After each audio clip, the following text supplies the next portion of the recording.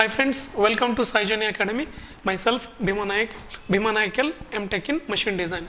So in this video, I am going to explain the detailed syllabus of civil engineering for DCT point of view. So the topics and weightage of marks for those topics.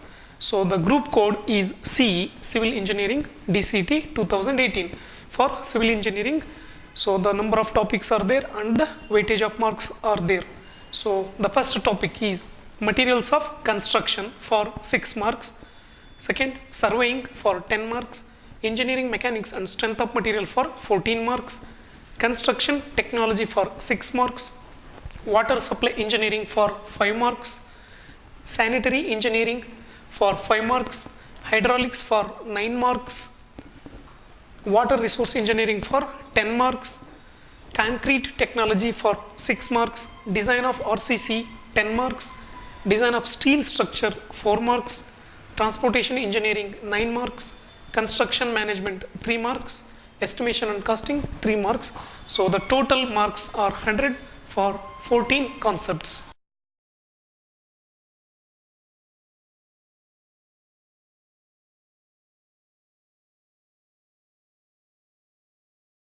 In strength of material, the very first question, 141, the strut is a member, it is subjected to option 1 axial compression, option 2 axial tension, option 3 bending, option 4 shear.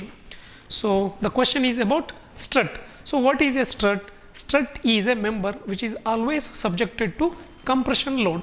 It is always subjected to compressive load in vertical axis. So the right answer is option 1 axial compression. A strut is a member which is subjected to axial compression. Option 1 is the right answer. Option 2 axial tension is not a right answer. So bending and shear are not related to strut. So the right answer is axial compression. So the question number 141. So a strut is a member which is always subjected to axial load.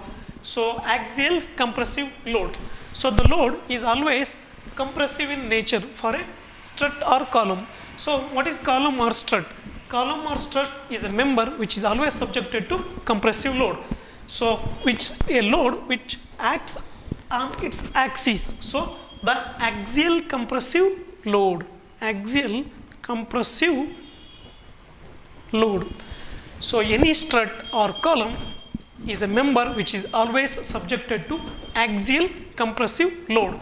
It is not subjected to tensile or tension, shear or bending. So it is subjected only to axial compressive load. So the right answer is a strut is a member which is always subjected to axial compressive load only.